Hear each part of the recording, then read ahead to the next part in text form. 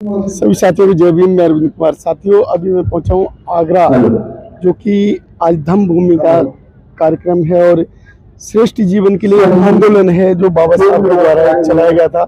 उसी आंदोलन को कंटिन्यू किया जाता है, प्रति वर्ष ये कार्यक्रम किया जाता है राहुल बनते जी के सौजन्य से। तो यहाँ ये कार्यक्रम एक संदेश देने के लिए है ताकि आप लोगों की याददाश्त को मजबूत किया जा सके कि बाबा साहब डॉक्टर अम्बेडकर अपने समाज से क्या चाहते थे। वो संदेश देने के लिए सर्वे भिक्षु डॉक्टर कर्णशील राहुल जी अपना महत्वपूर्ण संदेश आप लोगों को देंगे। और बंटी जी ने भी इंट्रोडक्शन कराया कि थोड़ी देर में सर्वे भिक्षु पी शिवनी महाथेरो जो श्रीलंका से हमारे देश में आ रहे हैं, कोलकाता मोनेस्ट्री में वहां काम कर रहे हैं, मूवमेंट चला रहे हैं। बंटे जी थोड़ी देर में आप लोगों के बीच में तशरीफ लाएंगे और जो तथागत बुद्ध का संदेश है जो बाबा साहब डॉक्टर अम्बेडकर, ये धम्म कारवां उसी को समर्पित है। आज भारत के महान भिक्षु श्रद्धेय डॉक्टर कर्णशील राहुल आज लाखों लोगों के सामने आज के दिन इस बात की घोषणा करेंगे, ऐलान करेंगे, देश के लोगों से अपील करेंगे कि अब हमारी एक विरासत जो खतरे में है उसकी मुक्ति के लिए पूरा देश खड़ा होगा।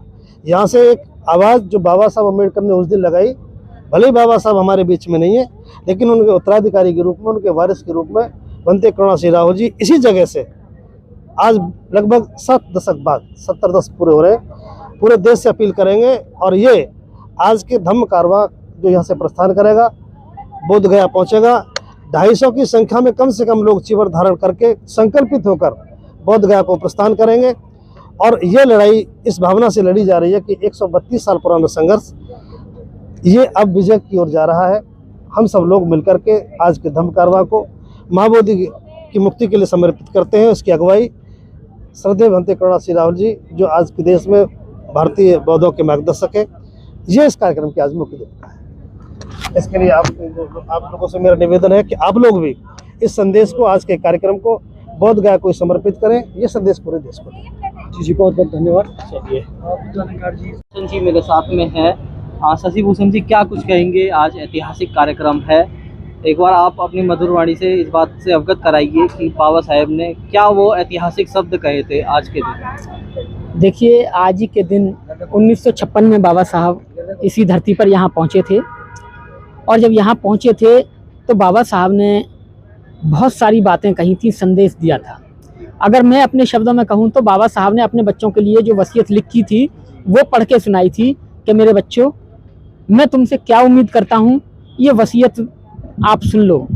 अगर आप नागपुर का भाषण सुनेंगे तो कहने के लिए बाबा साहब का भाषण है, लेकिन हमारे लिए वो वसीयत है कि हमारे परदादा हमसे क्या कह के गए, तो वो वसीयत थी।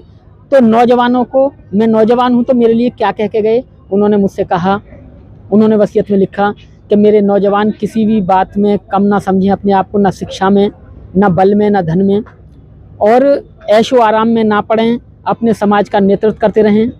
ये नौजवानों को कहा, उन्होंने किसानों को भी कहा, उन्होंने मजदूरों को भी कहा, उन्होंने बड़े बड़े व्यापारियों के लिए भी कहा, सबके लिए शब्द कहे।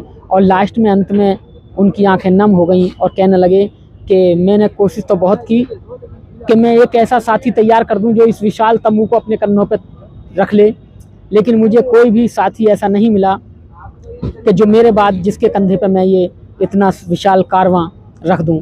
बड़ी मुश्किलों से कारवां यहाँ तक लेके पहुँचाऊँ, और मेरे मरने के बाद इस कारवां का क्या होगा पता नहीं, लेकिन मैं एक साथी तलाश कर रहा हूँ जो इस कारवां को अपने कंधे पे ले।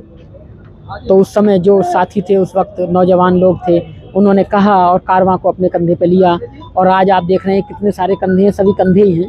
और ये उसी वसीयत को पढ़ के यहाँ आते हैं कि हमारे पुरखे ने हमें आदेश दिया था, और उसी आदेश का यहाँ अनुपालन करने यहाँ आते हैं। उन्हीं के आगमन की स्मृति में इतना बड़ा विशाल कारवां हो रहा है। और इस साल का जो कारवां है, क्योंकि महाबोधि महाविहार मुक्ति आंदोलन से पहले से ये चलता आ रहा है, तो बाबा साहब जो हमें बता कर गए, तो भंते जी ने कर्णशील राहुल जी के सानिध्य में जो विशाल कारवां यहाँ से चलता, धम्मचारिका निकलती, वो पूरे देश में घूमती।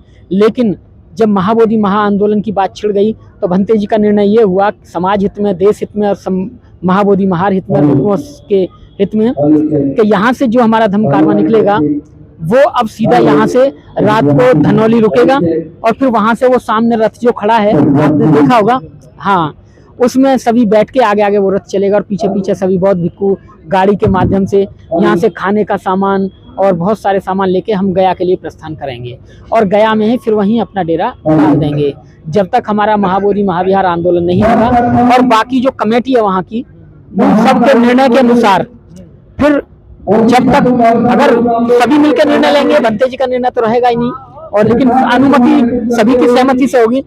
और जब तक हमारा बुद्ध विहार मुक्त नहीं होगा, हमारा बुद्ध विहार, हम वहीं रहेंगे, वहीं खाना पीना और बौद्ध भिक्खु हमारे वहीं रहेंगे। उनके लिए मच्छरदानी, खाना, टेंट की सब सुविधाएं भंते जी ने कर दी हैं, क्योंकि भंते जी के सानिध्य से ही मेरे पास, मैंने दिल्ली से उठाई मच्छरदानी और यहाँ भिजवा दी, यहाँ से वहाँ जाएंगी, वहीं रहना खाना संसाधन। अब हम और ये सभी उपासक मिलके इन भंते लोगों के लिए, हमारे भिक्खु संघ के लिए खाने का, रहने का, नहाने धोने का प्रबंध करेंगे और हमारे भंते वहीं रहेंगे डेरा डाल के जब तक हमारा आंदोलन। जिम्मेदारी बौद्ध भिक्खुओं की है या फिर युवाओं की? देखिए, मेरे घर में मेरा बुद्ध विहार है छोटा सा, अगर बड़ा देखो तो फिर मेरी कॉलोनी में है, बड़ा देखो तो मेरी दिल्ली में बहुत है, और देखो तो गाजियाबाद में होते हैं। लेकिन वो जो बुद्ध विहार है वो इन भिक्खुओं की विरासत है, वो इनके रहने की जगह है। तो मेरे पास तो मेरा घर है, लेकिन इनके रहने का, जो इनके बैठने का, इनके साधना करने का, इनके धम्म देशना देने का जो स्थान है वो तो बुद्ध विहार ही वहां मौजूद है। कुर्बानी देने का समय आ चुका है। देखिए, कोई भी आंदोलन कुर्बानी मांगता है। जब आंदोलन कुर्बानी मांगता है तो ऐसा नहीं है कि सभी की कुर्बानी आती है, लेकिन हाँ, कुछ को तो कुर्बानी देनी पड़ती है। देखिए, जब तक मुक्त नहीं होगा सभी भंते आपस में विचार विमर्श करेंगे। अगर सरकार कोई आश्वासन देती है तो हम उसमें विधानसभा में प्रस्ताव लाएंगे या करेंगे, तो हो सकता है कि 2 दिन, 4 दिन, 6 दिन, 1 महीना, 2 महीना, 1 साल, 2 साल, जब भी है। लेकिन अभी तक तो ये है कि हमें मुक्ति चाहिए बुद्ध विहार की।